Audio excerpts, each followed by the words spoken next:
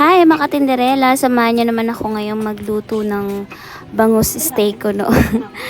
Sarili kong lang yan na version. Siyempre may libre na naman tayong bangus. Kaya maraming salamat sa kuya ko, lagi kaming may libreng ulam. Siyempre ano pang gagawin natin dyan? Mag-isip naman tayo ng bagong lulutuin kasi siyempre nakakasawa naman yung prito. Kaya naisipan kong sabaw naman. Bali mga katinderela, fresh pa yan. Bagong hango lang yan. Kaya ako na rin din yung naglinis. Tinanggal lang ko siya ng hasang. Pero yung kaliskis di ko na tinanggal kasi prito naman yan.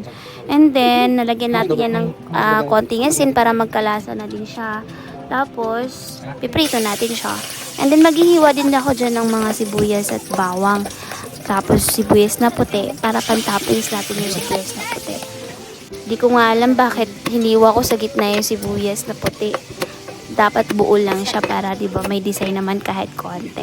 And then maglalagay din ako ng cornstarch. Tapos lalagyan ko lang siya ng tubig, tutunawin ko siya. Bumili lang ako sa tindahan yan kasi hindi naman ako mahilig gumamit ng cornstarch. Ngayon lang naman. Nung pagluto ko lang yung ganyan. And then, after nyan, igigisa ko lang siya mga tinderela. Sa bawang at sibuyas.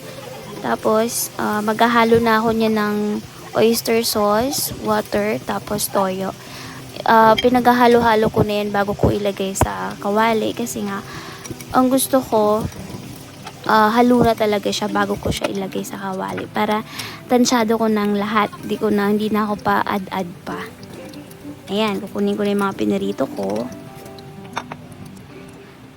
Bali, nagtatalsikan pa yung mga mantika dyan. Ewan ko ba kung saan ba yun, or sa mantika ba yun, or sa kaliskis.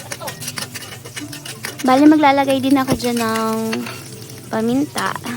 Nakalimutan ko nga lagyan ng kalamansi yan, kasi alam ko nilalagyan ng kalamansi yan. Pero, magkaganon pa man, okay naman yung lasa niya kahit walang kalamansi.